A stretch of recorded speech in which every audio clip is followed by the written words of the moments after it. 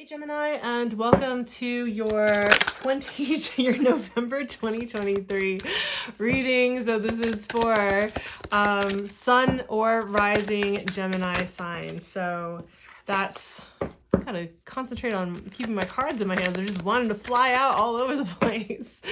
So if this is your first time here, welcome. Thanks for joining me. Oh my gosh, you guys, I did not realize that my camera just stopped recording, and I was talking for a while. I was already through most of the cards, and then I noticed something funky, and I went and pulled it off, and I saw that it's like it had not recorded most of it. So we're just gonna go with from here, because I really felt like this reading, I was like, I'm really feeling this reading for the Geminis. So we're just gonna start from the beginning again. So it pretty much cut off when I was like still shuffling stuff. So here's what I'm gonna say. This is a collective reading. If it resonates with you, awesome, it's your message. If it's not feeling like it's totally resonant and this is your sun sign, maybe go check out your rising. Best way to get really specific readings is to do one-to-one readings. So if you ever want to do that, you can always book with me. The information's down in the description box below. And we're gonna start over with this. So I was in a flow, so hopefully I can just remember what I was like saying, but here we go. For whatever reason, I guess it's meant for me to talk about this again from the beginning. So yeah, but you didn't get to see me shuffle all of it. Not that I think that's important for everyone, but okay. All right, so for this reading, for this month, one of the main areas of life that's really going to be up for you that we see coming up in this first card is the home. So, right, so this is like your sanctuary. This is where you like physically live, right? Your actual physical home space. So that's one of the things that we're looking at here with the fourth house. Also, fourth house can have to do with like your parents, or if you were raised by, let's say, a guardian, then that would be like the representative of your parents, or early childhood life. Mostly, I feel like it really does relate back to the home. So if while I am reading this and going through this, you are hearing this and feeling like, wow, that really feels like it's more talking about, let's say, my relationships or my friendships or something like that, then trust your intuition, take that and roll with that, right? So it could be, yeah, I'll just say that. So let's get into this. Starting over. I'm still think that's funny. Okay, so we start out the beginning of the month with the Justice card. Then we have the the Nine of Pentacles, and we have the Cups, the Ten of Cups, right? So let's just start to break this down again. And I need to just get over that. So we start off with the Justice card, right, in the beginning of the month. And I really do feel like this is speaking to this is not just about fairness and balance and those kinds of concepts. Really, this card always stands out to me, sometimes more times than others. And I was really feeling it strongly when I first started reading these cards for you guys before the video decided to do that. But about just, this is about staying true to yourself. Like, are you being true to yourself? Are you being honest with yourself and others?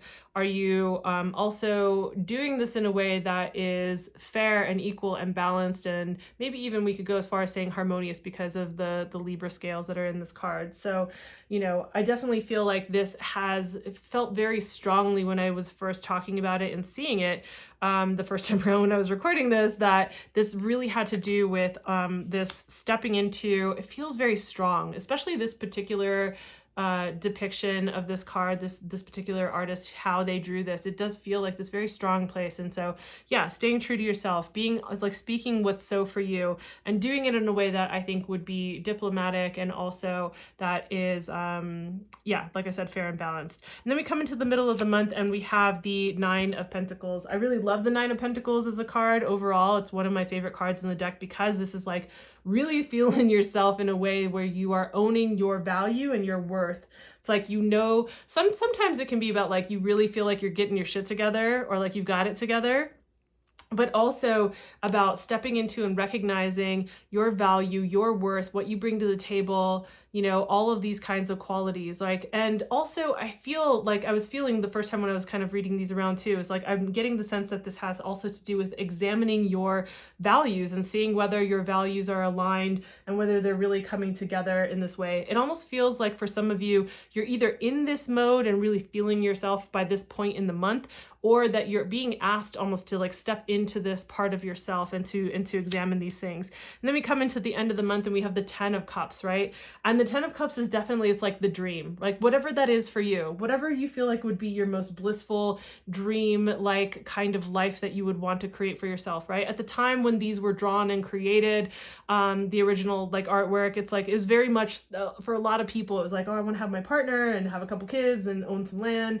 And maybe for some of you that is the case, but for others of you, maybe that's being a digital nomad. Is that even a thing anymore? So, or just like working remotely and like for half of the week and hiking the rest of the week, or like you want to be able to travel and jet set all over the place. Do people still say jet set? Anyway, that you want to be able to like maybe live abroad even, maybe you want to move far off and that's your dream. So whatever it is that you feel, right? We're talking about the cups, whatever it is that you feel or can dream about, that would be like your most ideal dream life. I feel like this is very up for you. Like it almost feels like there's this process of kind of reclamation in a way, like stepping into yourself, your value, your worth, staying true to yourself, being truthful about those things with yourself and with others, and speaking with others about that in that way as well. And then kind of building into this like, what is it that I want to create for myself? For a lot of people last month, it was a pretty difficult month for a lot of people. This last eclipse season really is like boom for a lot of people. And so perhaps you also had that kind of month, and maybe there are some realizations that came out of that. Or even if you didn't have a really particularly hard eclipse month last month, perhaps you came out anyways with some clarity about yourself and what you want to create for yourself, for your life, for your home even, right? If we're bringing this card into it, right? So we take a look at what kind of challenge is coming up, and we have the 7 of Wands. And I think as far as challenges go, the way this feels to me is like when we often in life, when we're like, you've probably experienced this yourself, when we step into like this next version of ourselves, or we're upgrading our life in some way, maybe our career or like where we're headed in life or our dreams or whatever it is. And we kind of have to step into this next level, right? So that's like, you can kind of see that here. This person has reached a higher ground, a higher vantage point, right? Like kind of stepped up to this other level. And these other wands down here are kind of testing that boundary, that upper level. He's having to hold the line here. And I think sometimes, as well-meaning as the people in our lives are, as much as they love us, they, and often just the world at large, can feel like it puts us through tests, like almost like, can you hold this? Can you hold this level of, some people would call it frequency, this next level, this next iteration? Can you hold to that? If that could be committing to a new health routine, or a new level of like fitness that you want to get to, or a new level in your career that you want to get to, or a new home you want to build for yourself, like whatever you want your environment to feel like, who you want in your home, what kind of vibe you want there, whatever it is, that there is this kind of like having to hold that until it becomes the new norm, right? I think a lot of people have had some version of that type of experience in their lives. And so there is some challenge. There's a little bit of pushback, maybe. There's a little bit of testing there. And not necessarily from your friends or family or, people in your life, but it could also just be from like situations that come up in the world that test you and your resolve to be in that place. That's the word I was looking for. So then we also have the card that comes through with this for we could say your guidance or advice that's coming through, is the Hermit card. And I love this because I really do feel like it ties into this. I kind of love when cards line up like that, like where they're just kind of lined up together and I feel like they're connected.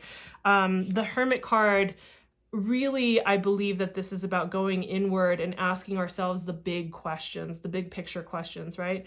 Yes, it's good to get, to seek counsel from those people in our lives whose wisdom we find we can trust and that is sagacious, and also we need to be able to trust in ourselves and to trust our own guiding light, right? That's part of the meaning of this lantern, this light, is like this internal guiding light that we have. We are our own guiding light. And so, but to be able to have that clearly and to allow it to actually lead, we need to be able to check in with ourselves, to be able to sit with ourselves, to be able to check in on a regular basis. I think periodically it's good to do this and to ask ourselves, is what I'm creating what I still want to be creating?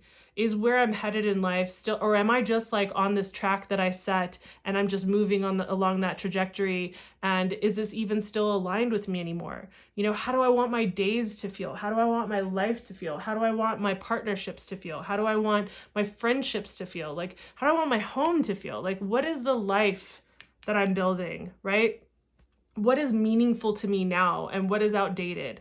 You know, and going inward and spending time, carving out that time to be alone with yourself in that space and to really sit with that, not to get distracted by like whatever, Netflix, Hulu, whatever it is, like not to get distracted by other things by like doing work and around the house. Like, no, this is taking some time to go inward and then go out and be social, you know, do that. This doesn't mean you need to be a hermit the entire month and just be alone.